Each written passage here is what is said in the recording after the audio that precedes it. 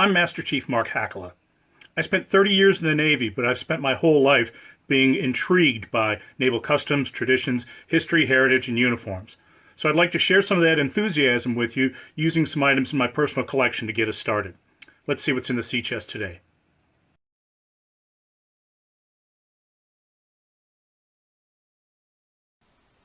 On the east side of Detroit is a building with an absolutely incredible history, the Detroit Naval Armory, also known as the R. Thornton Brodhead Armory.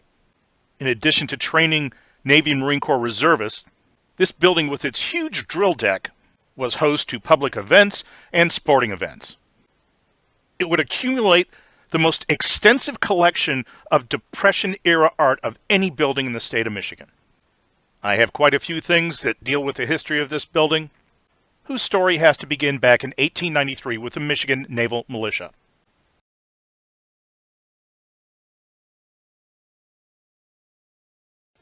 Until 1915, there was no U.S. Naval Reserve. However, in the late 1880s, many coastal states started creating naval militias, basically a state-run Navy National Guard.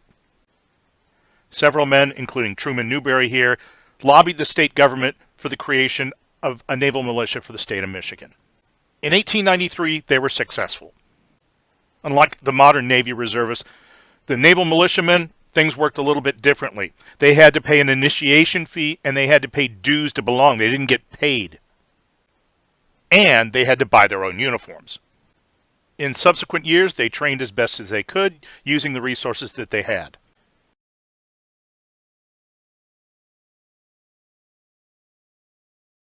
In the summer of 1897, Truman Newberry was contacted by a close friend of his, Theodore Roosevelt, who at the time was Assistant Secretary of the Navy. Newberry invited Roosevelt up so he could see the Michigan sailors perform. At this time, there was only one Navy ship on the Great Lakes that was available for training. That was USS Wolverine, originally christened USS Michigan. This 1844 side paddle wheel steamer was actually the first iron-hulled ship in the U.S. Navy, almost 2 decades before the Monitor. The problem was, in addition to it being small, it was being shared by the naval militias of all the states on the Great Lakes. So scheduling conflicts and other issues arose. Newberry asked Roosevelt if the Michigan group could get its own ship. TR looked through the list and he found a Civil War gunboat, USS Yantic, a veteran of the attack on Fort Fisher in 1865. It had literally sailed around the world and now it was sailing to Detroit. This gave the Michigan sailors what they needed to become proficient in their skills. In February 1897, Theodore Roosevelt, before he resigned his post as Assistant Secretary of the Navy to become the Lieutenant Colonel of the Rough Riders, did 2 very ingenious things to augment the Navy. 1, he bought 4 ships, identical ships, from the Morgan steamship line. He had guns put on their decks and painted haze gray. This is the first time haze gray was used in the Spanish-American War, and commissioned them as auxiliary cruisers. He then made a long-distance phone call, novel proceeding at this time, to Truman Newberry and asked if the Michigan Naval Militia could entirely man the ship. He told him yes.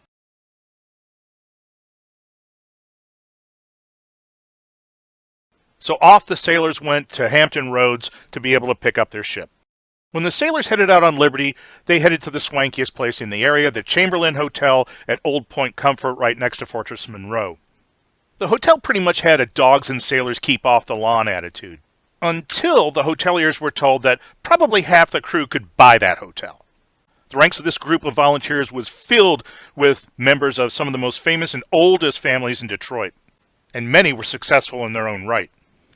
In 1896, Charles Brady King designed, built, and drove the very first automobile on Detroit streets, months before Henry Ford did. Henry B. Joy, along with his brothers-in-law, Truman Newberry and John Newberry, would secure a manufacturing firm in Ohio, bring it up to Detroit, and it was called the Packard Motor Car Company. Gunner's Mate Third Class Edwin Denby was an attorney. He had also been the center for the University of Michigan's Wolverine football team. Denby would go on to become a U.S. congressman from Michigan. Truman Newberry would go on to become a U.S. senator from Michigan, beating Henry Ford in his election campaign. And both men would become Secretary of the Navy.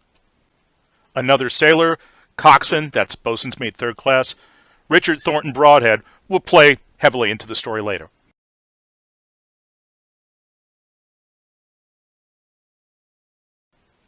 Once USS Yosemite was fitted out, the ship headed down for the Caribbean. USS Yosemite alone was given the order to blockade San Juan, Puerto Rico harbor, but also to keep their eyes peeled for a Spanish merchant ship, SS Antonio Lopez, which was bringing supplies and ammunition to the Spanish garrison in Puerto Rico.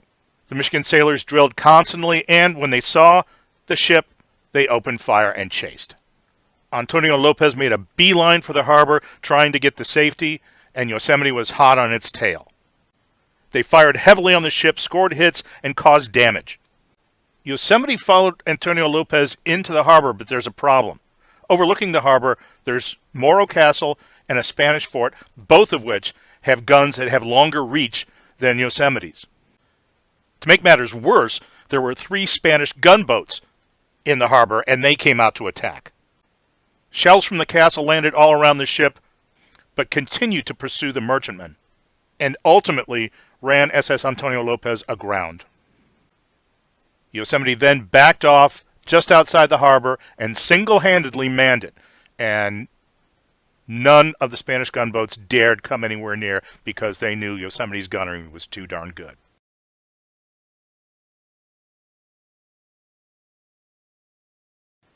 The Michigan men returned home as heroes and eventually resumed their life as naval militiamen, doing part-time training and continuing their own very successful careers. Several ships were loaned to them for training, including USS Ile de Luzon, which was captured by Dewey at Manila Bay, and USS Dubuque. Problem was, they didn't have very good facilities to be able to train when they weren't on the ship, and a rusty old garage down by the riverfront. The person in charge of this area of the Naval District was none other than Lieutenant Commander R. Thornton Brodhead. He lobbied the city and state to get the resources to build a new naval armory. Ultimately, the state of Michigan earmarked $250,000 for it, and the city of Detroit gave the land. The city was planning construction of a new bridge to Belle Isle in the Detroit River. The site was adjacent to an old rundown amusement park, Electric Park. The amusement park would be scrapped, and the land would become Gabriel Richard Park. Land at the end of the park, opposite from the bridge, was ultimately granted by the city of Detroit for the new naval armory. The city also donated $125,000 to the project. As construction was underway in 1929 on the new armory, on a fateful night, October 22, 1929, USS Yantic sank in its slip. Everything salvageable was taken, the remains were burnt to the waterline, and the slip was filled in. Yantic's anchor, though, would rest in front of the armory for decades to come.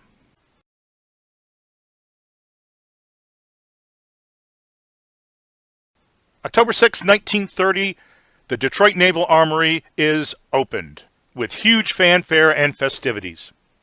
The building had been designed by William Buck Stratton, a noted architect in the area and also a crew member of USS Yosemite. On the facade of the building are 5 Pewabic pottery tiles. This is an art pottery still in existence just up the street, known for its iridescent glazes. Its founder, Mary Chase Perry Stratton, was married to the architect.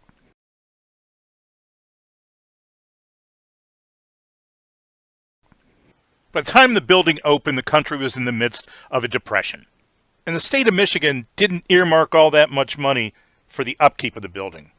So Commander Brodhead had to get creative. The drill deck was absolutely gargantuan, so it would be easy to set up bleachers and have public events. On his first run for the White House, Franklin Delano Roosevelt campaigned on that drill deck. But the most common event was boxing matches. In fact, in the fall of 1932, a young fighter, Joseph Barrow, decided he was ready for his first bout.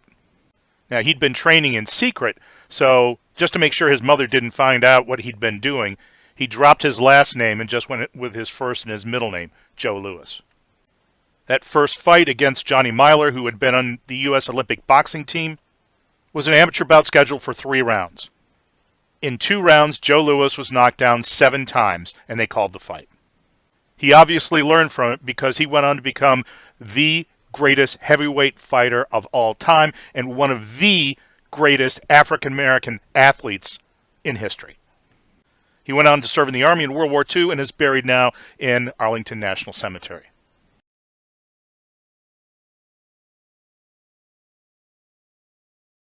In addition to the rental income, Commander Brodhead had been tapping into funds available through the Works Progress Administration, one of Roosevelt's initiatives to keep people employed.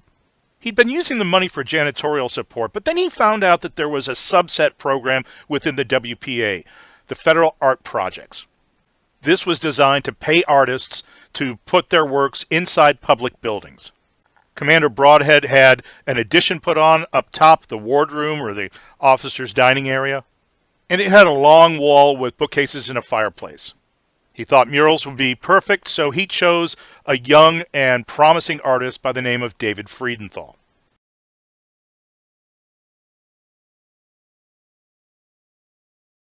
In his young career, Fredenthal had gotten 2 Guggenheim Fellowships, and his works can now be found in 47 museums and other public collections.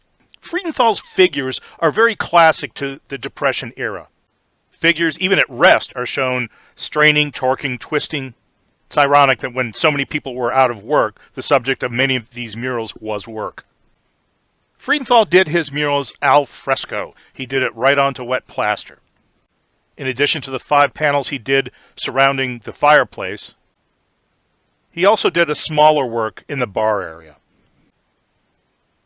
In the adjacent mess hall, Brodhead wanted to get some additional murals. His officers weren't too keen on Fredenthal's style, though, and they wanted paintings of ships. When Brodhead approached Fredenthal with this, Fredenthal said, "Painting ships, that's billboard work, it's beneath me."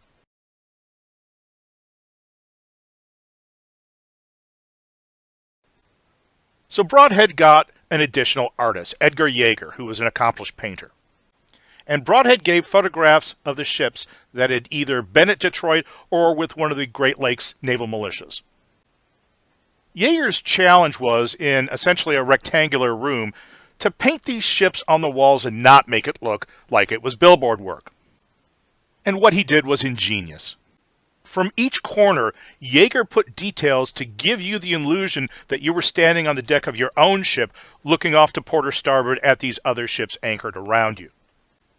He even included 2 funnels with mirrors in them to give a little bit more depth to the room. The effect was absolutely fantastic, and his work was hailed by newspaper art critics. In 1975, Yaeger was brought back to touch up his work and Fredenthal's, and he got the opportunity to do something he hadn't done before, sign his work.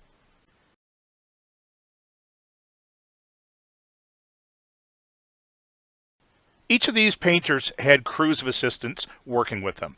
One of them, John TABACZUK, a Polish immigrant who was also a woodcarver, was asked to do inset wood carvings on the various doors around the building. He ended up doing about 20 of these, but then Brodhead had another idea. Why not have the banister leading from the first deck up to the third deck wardroom carved? This turned into a whole new project for TABACZUK.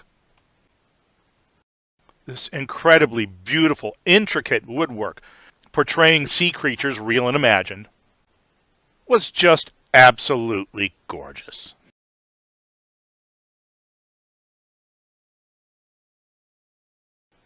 One of Edgar Yaeger's assistants, GUSTAVE HILDEBRAND, would get his own project.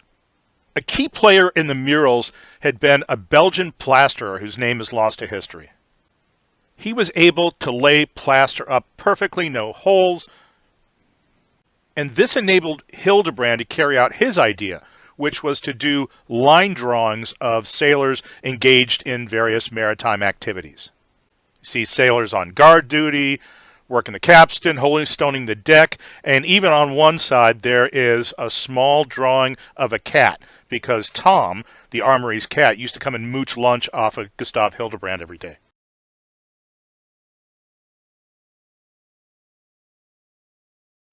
In 1938, one of the officers came up with a great idea. At the back wall of the drill deck, opposite the front door, they created the entire starboard side of a ship. On this, they included every kind of fitting that would help to train sailors. There were deck fittings, there were deck guns, there was a bridge with a helm, engine order telegraph, a signal bridge. It was incredibly innovative.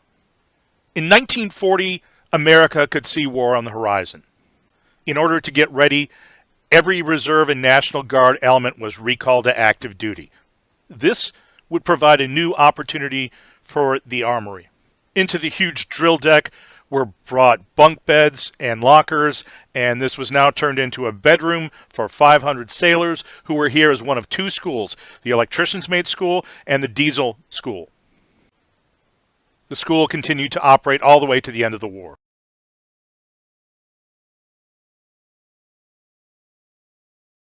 In 1943, a veteran of many decades of service, Captain Brodhead retired. He would stay a member of the Armory Board of Control until 1947, when he passed away. In honor of his decades of faithful service, the state of Michigan officially renamed the building the R. Thornton Brodhead Armory.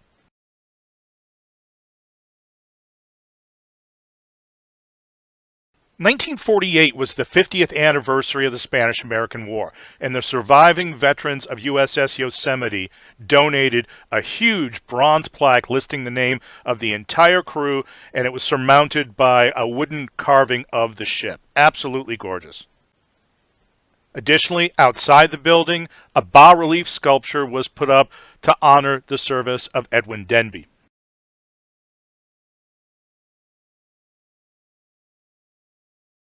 Inside, the building returned to its status as a training facility for reserve personnel. To accommodate many more reservists than before the war, a balcony was put surrounding the drill deck, and offices and classrooms were put on both levels. In addition to classroom instruction, there were also various and sundry training aids. After World War II, training ships would return to Brodhead. Depending on the year, there was typically a surface ship and a submarine. And a dock was built behind the armory for them to tie up. The first submarine was USS Ciro, followed by USS Tamber, and then finally USS Piper. Piper, on its third war patrol, was commanded by Edward L. Beach, author of the famed book and movie Run Silent, Run Deep. The last surface ship was USS Amherst, PCER 853. That's a patrol craft, escort, and rescue. Basically, it was a minesweeper, but they modified the spaces to include more rooms for patients. As we moved closer to the Japanese home islands during World War II, hospital ships just weren't enough to handle all the casualties we were incurring. So these became large sort of ambulances.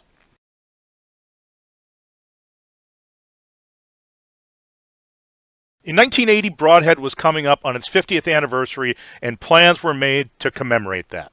Pewabic Pottery, just up the street, was commissioned to create some commemorative tiles.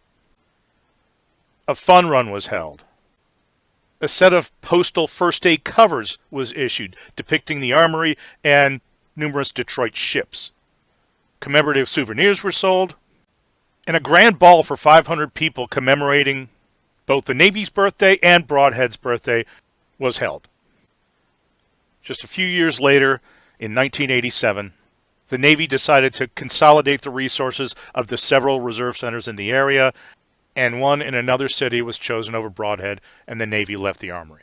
This left the Marines, Headquarters and Service Company, 1st Battalion, 24th Marines, and the local Sea Cadet Division, James M. Hannon Division, which was the first one in the country, as the only tenants of Brodhead Armory. In 2005, the Marines too left, and the building has been empty ever since.